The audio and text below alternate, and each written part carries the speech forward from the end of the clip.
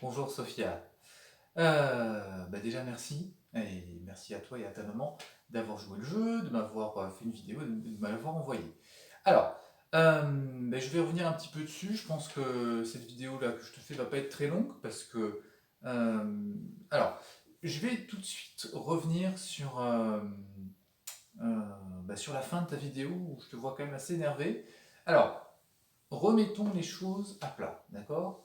Pourquoi tu fais de la musique déjà? D'accord? Avant tout, c'est pour le plaisir, d'accord? C'est pour euh, apprendre un autre langage qui est donc sous une forme différente que la parole. C'est pour t'exprimer, c'est pour le plaisir, d'accord? C'est pas du tout une chose qui t'est imposée. Donc quand tu en fais, même s'il y a des moments plus durs que d'autres, hein, oublie pas ça parce que c'est quand même très important.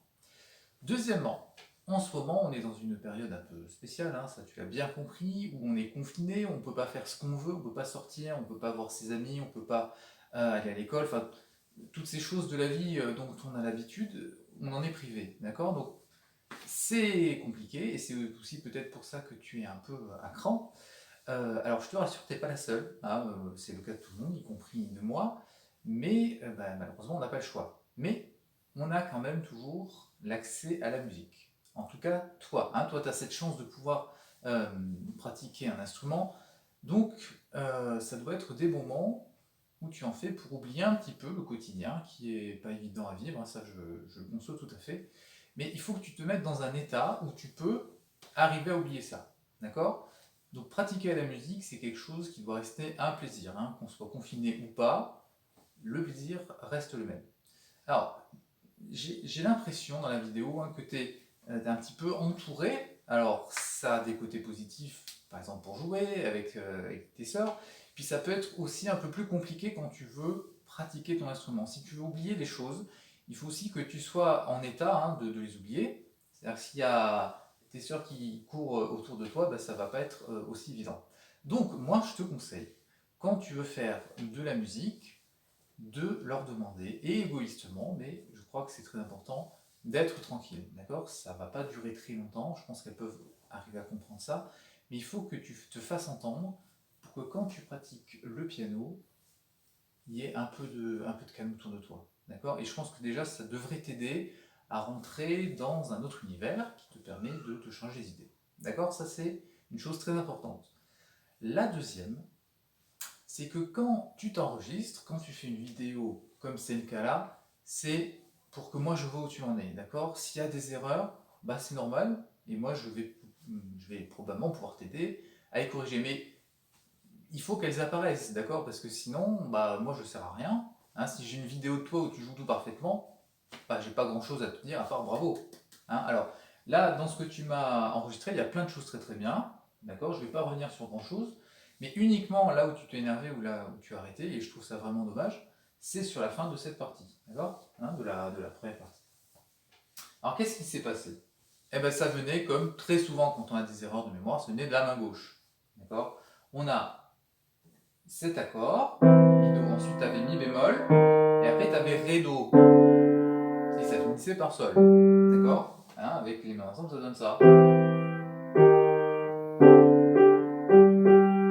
Et toi, ce qui s'est passé, c'est que là c'était très bien, là c'était très bien, et là d'abord tu as fait, je crois, le même accord que le premier, et tu entendais que c'était pas ça. Alors du coup, la main gauche elle s'est transformée, elle a tout de suite fait le sol.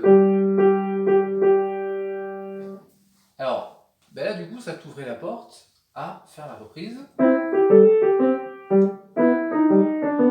et continuer, d'accord? Plutôt que de t'énerver, essaye de continuer, d'accord? Parce que c'est dommage de s'arrêter pour un accord, d'arrêter de faire tout le morceau, quand même, hein, je pense que tu seras quand même d'accord avec moi.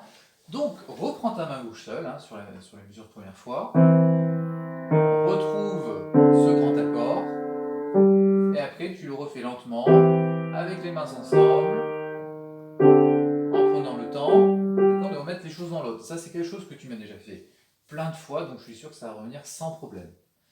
Et puis, une fois que tu l'as remis en place, tu repars de mesure avant, et tu me l'enchaînes,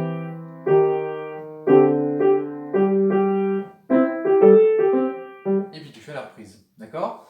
Alors, sinon, bah, c'était très bien, le tempo était vif, hein, même très vif, donc ça peut avoir des avantages, mais aussi des inconvénients, hein, du coup c'est plus dur.